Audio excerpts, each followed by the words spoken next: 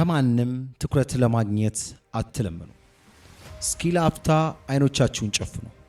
እስኪ ወደ ኋላ ተመልሳችሁ ያንን የብቸኝነትና የህመም ጊዜ አስቡት።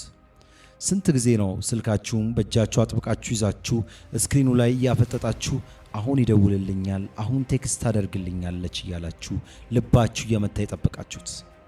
ስንት ሌሊቶች ናቸው ትራሳችሁን በእንባ እስኪረስ እኔ ምን አጥፍቼ ነው፣ እኔ ምን ጎድሎኝ ነው፣ ለምንድን ነው የማይወዱኝ ብላችሁ ራሳችሁን እየቀጣችሁ ከህሊናችሁ ጋር እየተጣላችሁ እንቅልፍ ያጣችሁባቸው ጊዜያት በጣም ያማል አይደል? ሙሉ ልባችሁን አውጥታችሁ ሰጥታችሁ የህይወታችሁ ዋና ማዕከል አድርጋችኋቸው ከምንም በላይ ቅድሚያ ሰጥታችኋቸው፣ እነሱ ግን በትርፍ ጊዜያቸው ልክ እንደ ምራጭ ሲያናግሯችሁ ወይም ጭራሽኑ ችላ ሲሏችሁ በውስጣችሁ የሚሰበረው ነገር የሚደማው የውስጣችሁ ስሜት ቃላት ሊገልጸው አይችልም። ዋጋ ቢስ እንደሆናችሁ ይሰማችኋል። ምናልባትም እባክህ አትተወኝ፣ እባክሽን ትንሽ ጊዜ ስጪኝ ብላችሁ ክብራችሁን ጥላችሁ ተንበርክካችሁ እስከ መለመን ደርሳችሁ ይሆናል። የሰጣችሁት ንጹህ ፍቅር እንደ ሞኝነት ተቆጥሮባችሁ ይሆናል። እናንተም የልባችሁን በር ከፍታችሁ ፍቅርን ስትለምኑ እነርሱ ጀርባቸውን ሰጧችሁ። እናንተ ስታለቅሱ እነሱ ሳቁባችሁ። እናንተ መኖራችሁን ለማሳወቅ ስትጥሩ እነሱ በመጥፋታቸው ቀጧችሁ። እኔ እኮ አለው ብላችሁ ስትጮሁ የዝምታ ጅራፋቸውን አጮሁባችሁ። ዛሬ አድምጡ። ዛሬ ይህ ሁሉ ነገር ያበቃል። ይህ ቪዲዮ በአጋጣሚ ወደ እናንተ አልመጣም። አዎ ዛሬ የውርደት የልመናና የሐዘን ታሪካችሁ የሚቀየርበት ቀን ነው። ዛሬ የነፍሳችሁን ከዚህ የልመና እስር ቤት ክብራችሁን ደግሞ ከዚህ የውርደት ማቅ አውጥታችሁ ማንነታችሁን መልሳችሁ የምታገኙበት ወሳኝ ሰዓት ነው።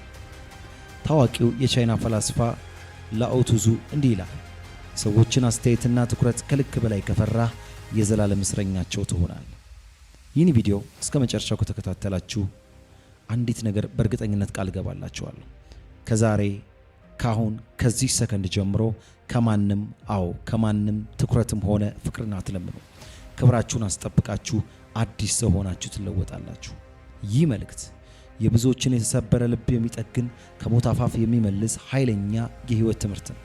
እባካችሁ አሁኑኑ ላይክ በማድረግ ይህን ቪዲዮ በጭንቀት ውስጥ ላሉ ማታ እያለቀሱ ለሚያድሩ ሌሎች ወንድሞችና እህቶቻችሁ እንዲደርስ የነፍስ አድን ገመድ ወርውሩላቸው። ሰብስክራይብ በማድረግም የዚህ ጠንካራ ቤተሰብ አባል ይሁኑ። ለህይወታችሁ፣ ለግል ኑሯችሁ ወይም ለስነ ልቦናዊ ጉዳዮች ጥልቅ የሆነ ማማከር ወይም ካውንስሊንግ ድጋፍ የሚፈልጉ ከሆነ አሁኑኑ በዚህ ስልክ ቁጥር ይደውሉልን። በ0966919623 ቢደውሉልን የማማከር አገልግሎትን ያገኛሉ። አንደኛው እየለመናው መጀመሪያ ነው። ወደ ራሳችን ህይወት ጠለቅ ብለን እንመልከት። የሰው ልጅ መቼ ነው ትኩረት መለመን የሚጀምረው?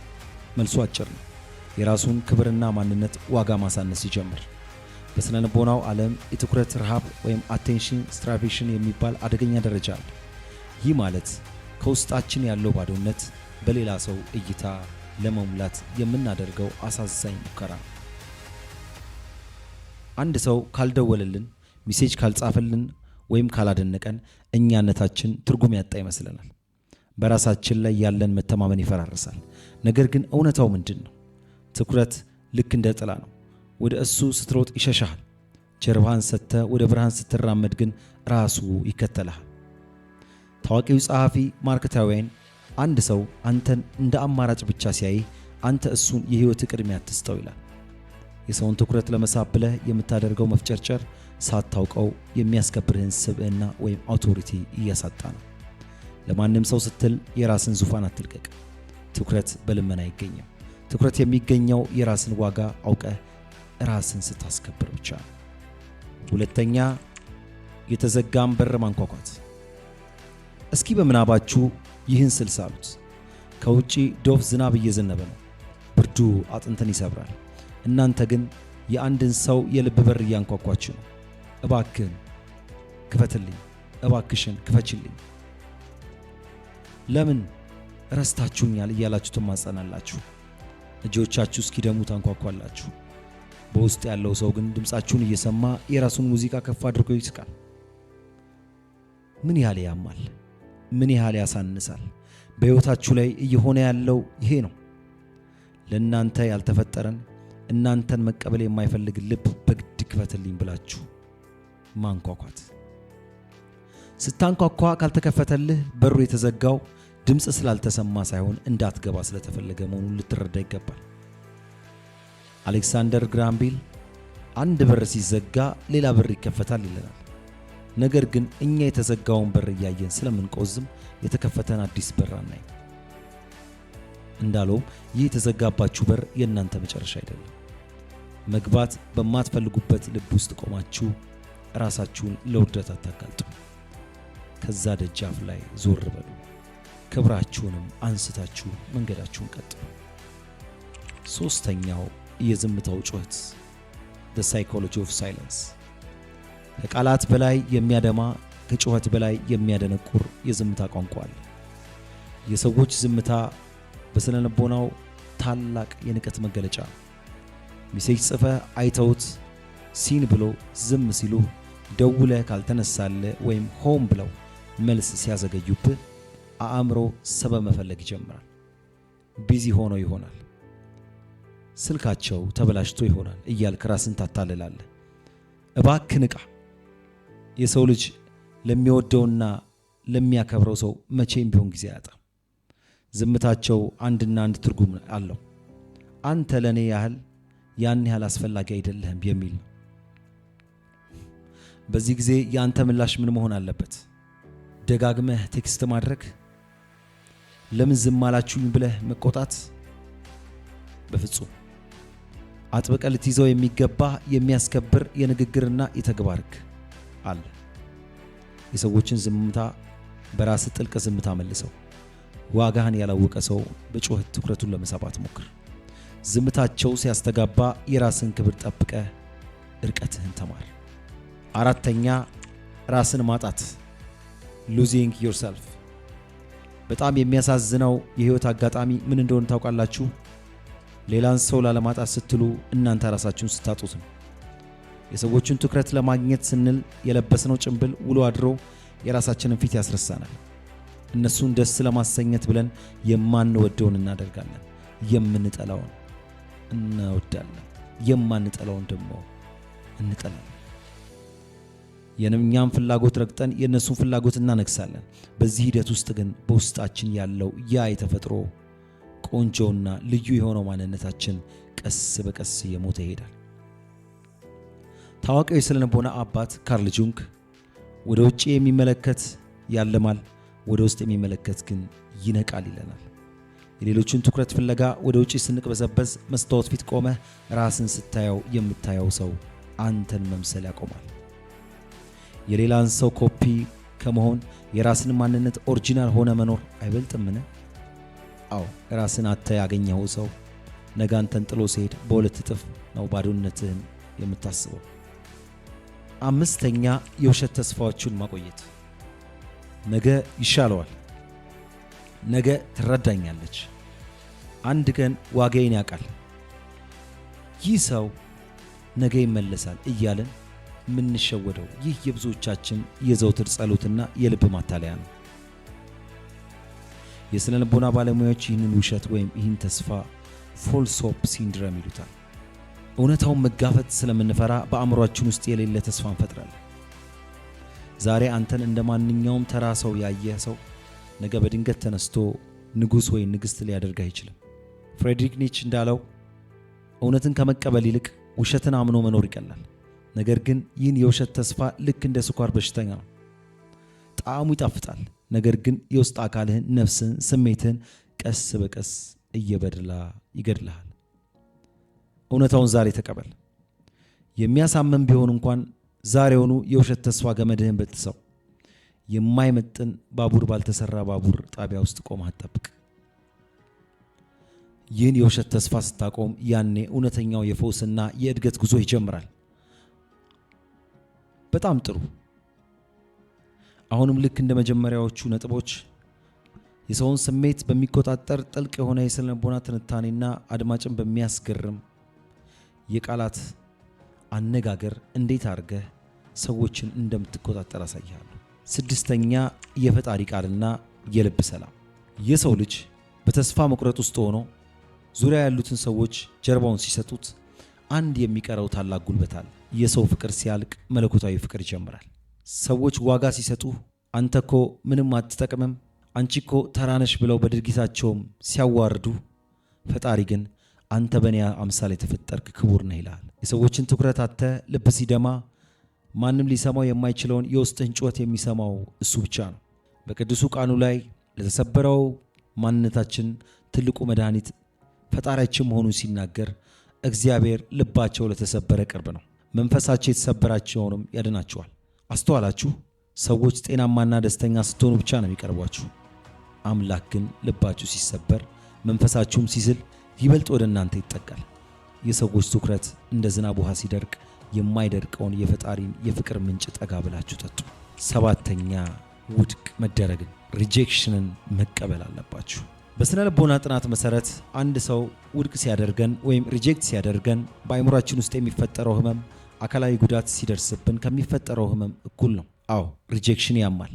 ነገር ግን እውነታውን እንናገር፣ አንድ ሰው ስላልፈለገ አንተ ዋጋ የለህም ማለት አይደለም። በፍጹም ውድቅ መደረግ የተሳሳተ ሰው ህይወት ውስጥ እንዳይገባ የተደረገልህ ታላቅ ጥበቃ ነው። አንዳንዴ አይናችን ታውሮ ለኛ የማይጠቅመንን ሰው አጥብቀን እንፈልጋለን። ህይወት ግን ያንን ሰው በማስኮረፍም ይሁን በአንዳንድ ነገሮች በማራቅ እኛን ካለበት ጥፋት ታደገናለች።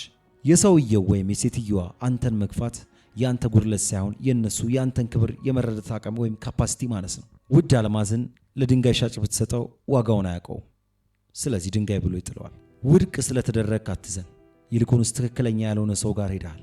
አሁን የህይወትን ውድ ጊዜ ስላላባከነው ደስ ሊልህ ይገባል። 8ኛ የእንባ ትርጉም ማልቀስ። ብዙዎቻችንን እንባ የደካማነት ምልክት አድርገን እናያለን። ነገር ግን እንባ ልብን መሸከም ሲያቅተው፣ እንባ ልብ መሸከም ያቃተውን ጥልቅ ህመም የምንተነፍስበት የነፍስ ቋንቋ ነው። ታዋቂው አሜሪካዊ ጸሐፊ ዋሽንግተን ኦሪለስ እንዲህ ይለናል፣ በእንባ ውስጥ ቅዱስ የሆነ ነገር አለ። እንባ የሐዘን ምልክት ብቻ ሳይሆን ጥልቅ የፍቅር አምባሳደር ነው። አዎ አልቅስ፣ ውስጥ ያለው መርዛማ ስሜት ታጥቦ እስኪወጣ ድረስ አልቅስ። ነገር ግን አንድ እውነት ልንገርህ፣ እንባህ ለማይገባቸው ሰዎች መፍሰስ የለበትም። ላንተ ደንታ ለሌለው ስሜቱን ለረገጠ ሰው ስትል ሌሊቱን ሙሉ ስታለቅስ እሱ በሰላም ተኝቶ ያድራል። እንባህ ያንተ ንጹህ ልብን ያሳያል። ነገር ግን አሁን ማቆም አለብህ። ስታለቅስ እያጠበክ ያለው የቆሻሻውን የትናንት ትዝታ እንጂ የራስን ክብር ሊሆን አይገባም። እንባህን ጠርገህ ቀና በል። 9ኛ አሳዳጅ አትሁን፣ ተፈላጊ ሁን። ዶንት ቼዝ አትራክት። ይህ ቺክ ህይወታችሁን በሙሉ የምትቀይር ናት። የሰውን ትኩረት ለመሳብ ሰውን ማሳደድ አቁሙ። ታዋቂው የሆሊውድ ተዋናይ ዊል ስሚዝ ሰዎችን አታሳድድ፣ አንተነትህን ፈልግ፣ የራስህን ስራ ስራ፣ ጠንክረህ ጣር፣ ትክክለኛዎቹ ሰዎች ራሳቸው ወደ አንተ ይመጣሉ በማለት ይመክራል። እስኪ አንድ ምሳሌ ልስጣችሁ። ቆንጆ ቢራቢሮን ለማየት ብላችሁ ቢራቢሮዋን እያሳደዳችሁ ለመያዝ ብትሞክሩ ትሸሻለች፣ ትደክማላችሁ፣ ምናልባትም ልትጎዷችሁም ትችላለች። ነገር ግን ጊዜ ወስዳችሁ አፈሩን አልሳችሁ ውሃ አጠጥታችሁ የሚያምር የአበባ ስፍራ ብታዘጋጁ ይቺ ቢራቢሮ ራሷ መጥታ ታርፍበታለች። የሰው ልጅም እንደዚሁ ነው። ማንም ሰው ተከታይ ወይም ዲስፕሬት የሆነን ሰው አይወድም። የሰውን ትኩረት ከማሳደድ ራስን ገንባ፣ እውቀትህን ሰብስብ፣ ራስን አሳድግ፣ ገጽታህን ቀይር። ያኔ ትኩረትህን የነፈጉ ሰዎች ሳይቀሩ አንተን ለማግኘት ተራና ወረፋ ይዛሉ። ለዚህ ነው አሳዳጅ አትሁን፣ ተፈላጊ ሁን ያልኩ። 10ኛ ባዶነትን በራስ መሙላት። እስከዛሬ ድረስ ትልቁ ስህተታችን ምን እንደነበረ ታውቃላችሁ? እከሌ ከሌለ ህይወቴ ባዶ ነው፣ እሷ ከሌለች ደስታ የለኝም ብለን ማሰባችን ነው። የሰው ልጅ ሙሉ የሚያደርግህ ሌላ ሰው መጥቶ ህይወት ውስጥ ሲገባ አይደለም። አንተ ራስን አውቀህ ከራስህ ጋር ስትታረቅ ብቻ ነው ሙሉ የምትሆነው። ታዋቂው የግሪክ ፈላስፋ ኤፒክቴተስ ደስታህን ከራስህ ውጪ በሆኑ ነገሮች ላይ ከጣልከው መቼም ቢሆን ደስተኛ አትሆንም ይለናል። የደስታህን ቁልፍ የትኩረትህን ማዕከል የሌላ ሰው እጅ ላይ ከሰጠኸው ያ ሰው በፈለገ ጊዜ ያስደስታል፣ በፈለገ ጊዜ ያስለቅሳል፣ በፈለገ ጊዜ ደግሞ ሲሄድ ደግሞ ደስታህን ይዞት ይሄዳል። ለምን? የራስን የህይወት ሪሞት ኮንትሮል ለሌላ ሰው ሰጥተሃል። የህይወትህ ደራሲም ተዋናይም አንተው ራስህ ነህ። በውስጥ ያለው ባዶነት በራስህ ፍቅር፣ በራስህ ክብርና በራስህ ህልም ሙላው። የደስታ ቁልፍ ያለው የራስህ ኪስ ውስጥ እንጂ ትኩረትህን በሚነፍግህ የሰው እጅ ላይ አይደለም። 11ኛ ራስን ዝቅ አለማድረግ ነው። የሰዎች ትኩረት ሲርቀን መጀመሪያ የምናደርገው ነገር ምንድን ነው? ወደ ውስጣችን መመልከትና ራሳችንን መውቀስ።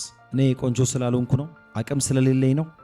ወይስ አሰልቺ ስለሆንኩ ነው? እያልን የራሳችንን ዋጋ በገዛ እጃችን እናወርደዋለን። የቀድሞ የአሜሪካ ቀዳማዊት እመቤት ኤሌኖር ሩዝቬልት እጅግ ድንቅ የሆነ የህይወት ህግ አስቀምጣለች። ያለንተ ፍቃድ ማንም ሰው የበታችነት ስሜት እንዲሰማ ሊያደርግ አይችልም። አየህ፣ የበታችነት ስሜት የሚሰማ እነሱ ትኩረት ስለነፈጉ አይደለም፣ አንተ ራስህ የእነሱን አድራጎት ተቀብለህ በራስህ ላይ ስለፈረድክ እንጂ። አንድን 100 ብር አምጥቼ መሬት ላይ ብጥለው በእግሬ ብረግጠውና ባጨማድደው ዋጋው ይቀንሳል? 100 ብርነቱ ሲቀራል? አይቀርም። አንተም ልክ እንደዛው ነህ። ሰዎች ስላላዩ፣ ስላላደነቁ ወይም ስለረገጡ አንተነትህ ክቡር ዋጋ አይቀንስም። ዋጋህን የሚተምነው የሰዎች እይታ ሳይሆን የራስህ ማንነት ብቻ ነው። ስለዚህ ለማንም ሰው ስትል ራስን ዝቅ አታድርግ። 12ኛ ጊዜና ፈውስ። ጊዜና ፈውስ በህይወት ላይ አንዳንድ ነገሮችን ሊያስተካክለው የሚችለው ማን እንደሆነ ታውቃለህ? ጊዜ ነው። አሁን የሚሰማ ህመም፣ ደረት ላይ የሚያቃጥለው ስሜት፣ ጎሮሮ ላይ የሚጎረብጠው ያ መጥፎ ትዝታ ለዘላለም የሚኖር ይመስልሃል? እንዴት አድርጌ ነው ከዚህ ህመም የምወጣው? እንዴትስ ልረሳው እችላለሁ እያልክ ትጨነቃለህ። ነገር ግን የስነ ልቦናው ዓለም አንድ ትልቅ እውነት ይነግረናል። የሰው ልጅ አእምሮ ከማንኛውም ጥልቅ ሐዘን የማገገምና የመፈወስ አስደናቂ አቅም አለው። ዛሬ እንቅልፍ ያሳጣ ህመም ነገ ወደ ትዝታነት ይቀየራል። ዛሬ ያለቀስክበት ምክንያት ከዓመታት በኋላ ወደ ኋላ መለስ ብለህ ስታስበው እንዴት ለዛ ሰው ብዬ እንዲሆንኩ ብለህ በራስህ ላይ ትስቃለህ። ጊዜ ሁሉንም ነገር ያክማል። ዛሬ ላይ ሆነ የነገውን ብሩህ ቀን ማየት ቢከብድህም ጊዜ ስጠው።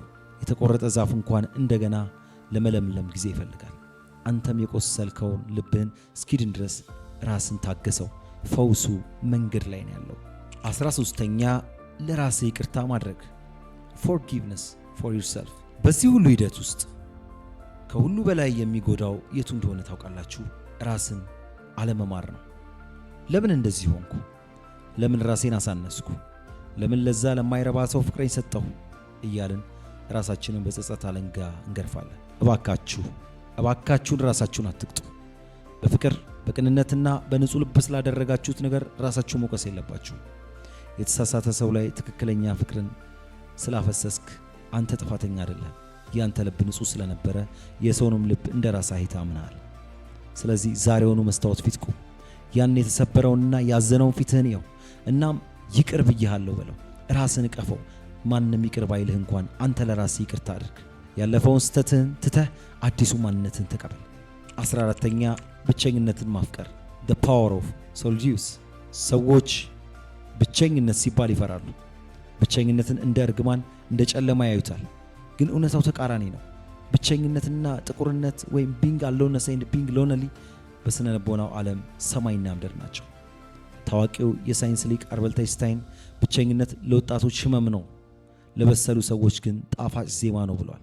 ብቸኝነት ማለት ራስን የማግኛ የውስጥ ድምፅን የማዳመጫና ወደ አላለቀ የህይወት ደረጃ የመሸጋገሪያ ወርቃማ ጊዜ ነው። የሰዎችን ትኩረት ፍለጋ ከማይረቡ ሰዎች ጋር ተሰብስበህ ራስን ከምታጣ በብቸኝነት ውስጥ ንጉሥ ሆነ ንግሥት ሆነሽ መኖርን መምረጥ ግዴታ ነው። ማንም የማይደውልልህ ማንም የማይፈልግ ጊዜ ያ ጊዜ የራስ ጊዜ ነው።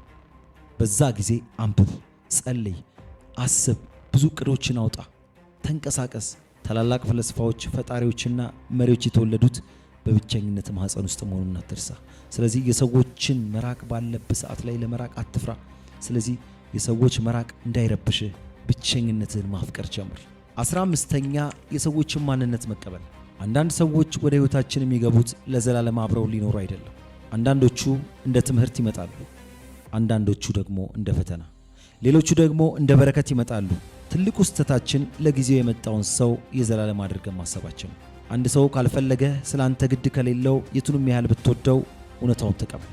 እንዲሆኑልህ የምትፈልገውን ሰው ወይም the ideal person በእነርሱ ላይ አትሳልባቸው። እኛ ብዙውን ጊዜ የምንፈልገው የሰዎችን ትክክለኛ ማንነት ሳይሆን በአእምሯችን ውስጥ ስለ እነሱ የሳልነው ስዕል ነው። እውነታው ሲጋለጥ ያሰብነው ሰው ሆነው ካላገኘናቸው አትውቀሳቸው፣ ራስንም አትጨንቅ። ማንነታቸው እንዳለ ተቀበልና በክብር መንገዱ ልቀቅላቸው።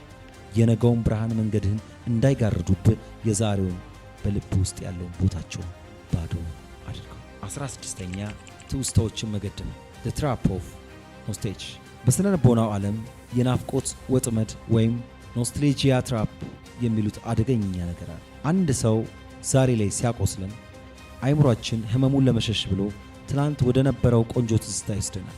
ግን እኮ ድሮ እንደዚህ አልነበረም፣ መጀመሪያ ስንተዋወቅ እኮ በጣም ይንከባከበኝ ነበረ እያልን የትናንቱን ጥሩነት እያሰብን የዛሬውን መጥፎነት እንታገሳለን።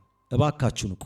ያሳለፋችሁት ቆንጆ ጊዜ አሁን ለሚሰጣችሁ መጥፎ ስሜትና ለሚረግጠው ክብራችሁ ማካካሻ ሊሆን በፍጹም አይችልም። ትውስታ ልክ እንደ ሸረሪት ድር ነው። ካልበጠስከው ጠምጥሞ ያስቀርሃል። ትላንት ያጠጣህ ሰው ዛሬ መርዝ እየጋተ ከሆነ የትናንቱን ውሃ እያሰብክ የዛሬውን መርዝ አትጠጣ። የሰዎችን የትናንት ማንነት ሳይሆን ዛሬ ላይ ያላቸውን ዋጋ አይተ ታላቅ የሆነ ውሳኔ በሕይወት አስተላልፍ። 17ኛ የውስጥ ሰላምህን ማወጅ guarding your inner peace። በዓለም ላይ ካሉ እጅግ ውድና በገንዘብ ከማይገዙ ነገሮች ሁሉ የአንተ የውስጥ ሰላም ይበልጣል። ማንም ሰው ምንም አይነት ስሜት መጥቶ ይህንን ሰላምን እንዲነጥቅ አትፍቀድ። በቅዱሱ ቃል ላይ በምሳሌ 4:23 ላይ እጅግ ጥልቅ የሆነ የሕይወት መመሪያ ተቀምጦልናል። አጥብቀህ ልብህን ጠብቅ፣ የሕይወት መውጫ ከእርሱ ነውና። አስተዋላችሁ?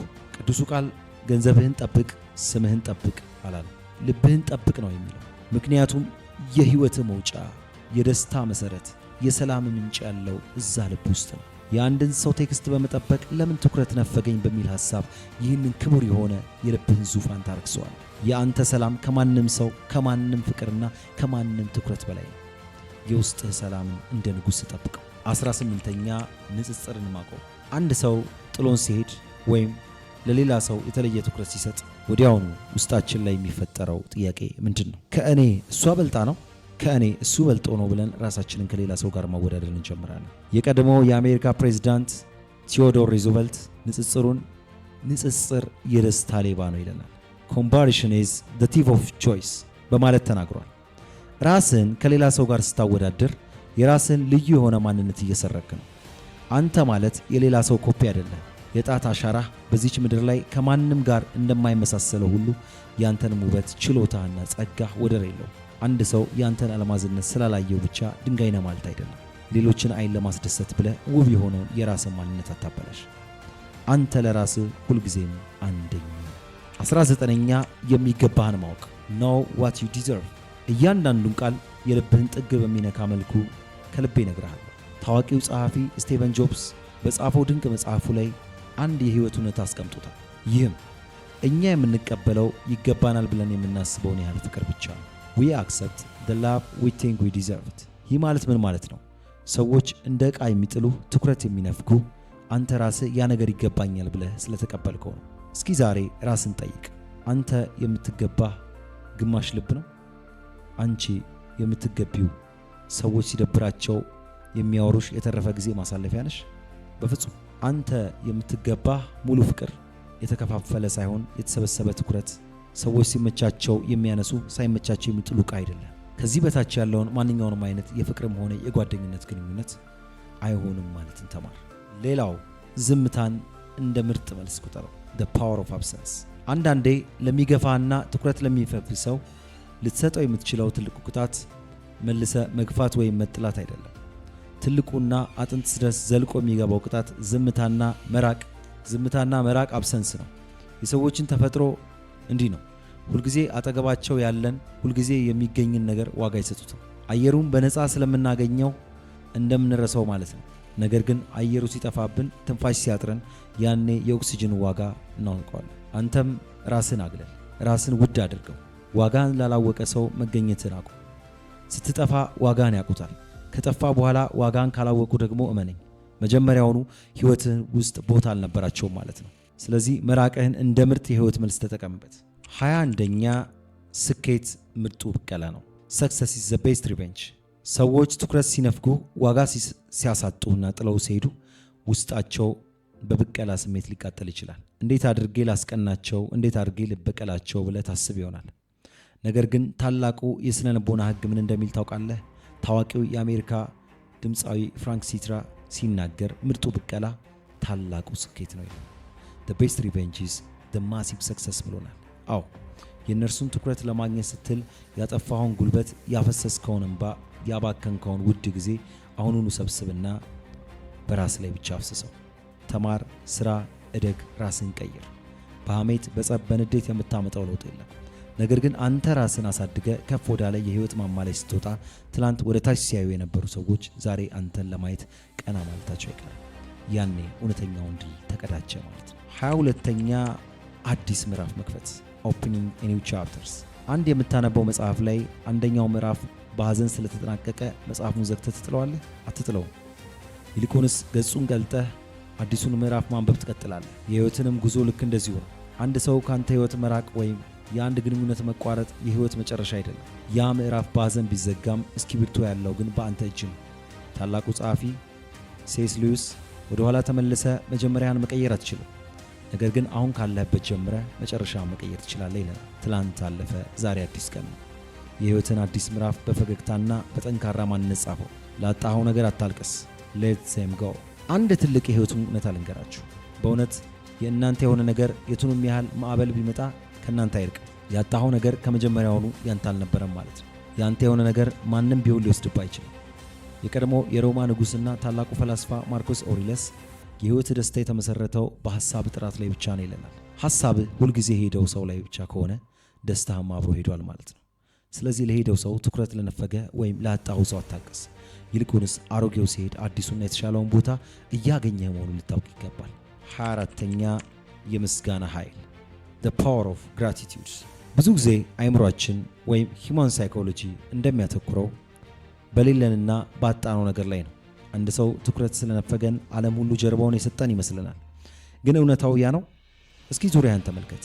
ሕይወት ውስጥ ስለሌሉ ሰዎች ከማማረር አሁኑ አጠገቡ ላሉት በክፉ ቀን ለማይለዩ ለሚወዱ ቤተሰቦች፣ እውነተኛ ጓደኞች፣ ከሁሉ በላይ እስትንፋስ ሰጥቶ ላቆመ ፈጣሪ ምስጋናን አቅርብ። ምስጋና የተዘጋውን የደስታ በር ይከፍትልሃል። ባጣኸው ነገር ላይ ማተኮርን አቁመህ ባገኘው ነገር ላይ ስታመሰግን የውስጥ ባዶነት በታላቅ እርካታ መሞላት ይጀምራል። አሁን የድል አክሊል አሸናፊ የምትሆንበት ጊዜ ደርሷል። ከተሰበረው ልባችሁ ውስጥ ከማንም የማይለመን ጠንካራ ማንነት ወጥቷል። ከፈሰሰው እንባችሁ ውስጥ ሰውን የሚመዝን ጥልቅ ማስተዋል በቅሏል። ታላቁ የነጻነት ታጋይ ኔልሰን ማንዴላ ትልቁ ክብራችሁም ውድቀታችሁም በሰው ላይ ሳይሆን በራሳችሁ ውስጥ ባለው አስተሳሰብና አመለካከት ነው ይላል። በወደቅን ቁጥር ደግሞ መነሳታችን የራሳችንን ብርታት ይጨምርልናል። ዛሬ ተነስታችኋል። ከእንግዲህ ወዲህ ከማንም ትኩረትን አትለምኑ። የሰውን ደጃፍ አታንኳኩ። ምክንያቱም በዚህች ምድር ላይ ትልቁንና እጅጉን ውዱን ትኩረት የሰጣችሁት ለራሳችሁ ነው። ራሳችሁን ውደዱ፣ ራሳችሁን አክብሩ፣ ራሳችሁን አንግሱ። ዓለም ራሱን የሚያከብርን ሰው አጎንብሳ ለማክበር ወደ ኋላ አትል። ውድ ወዳጆቼ ይህ ቪዲዮ እስከዚህ ሰዓት ድረስ አብራችሁኝ ስላዳመጣችሁኝ ከልብ አመሰግናለሁ። በእርግጠኝነት በውስጣችሁ ትልቅ የስነልቦና ለውጥና የህሊና መነቃቃት እንደፈጠረ አምናለሁ። ያለፈው አልፏል። ከዛሬ ጀምሮ ግን ህመማችሁን ወደ ጥንካሬ፣ እንባችሁን ወደ ብርሃን፣ ውድቀታችሁን ወደ ታላቅ ስኬት ቀይሩት። ማንም ሰው፣ ማንም ምድራዊ ፍጡር የእናንተን ዋጋ እንዲተምን አትፍቀዱ። እናንተ ውድ ናችሁ። ይህ ቪዲዮና የዛሬ ቆይታችን የህይወት ስንቅ እንዲሆንላችሁ ቻናሉን አሁኑኑ ሰብስክራይብ ማድረግ አትርሱ። ይህን ቪዲዮ ላይክ በማድረግ መልእክቱ ልባቸው ለተሰበረና በጭንቀት ውስጥ ላሉ ሰዎች እንዲደርስ የድርሻችሁን ተወጡ። አሁን ሁላችሁም ኮሜንት ላይ ውረዱና ከእንግዲህ ራሴን አከብራለሁ፣ ራሴን አስከብራለሁ ብላችሁ ጻፉልኝ። ይህ ቃላችሁ ለራሳችሁ የምትገቡት ቃል ኪዳን ነውና በዚህ መልኩ ተለውጡ። ይህ እናንተው ምርጥ ቻናል ኢንስፓየር ጀነሬሽን ነው። አመሰግናለሁ።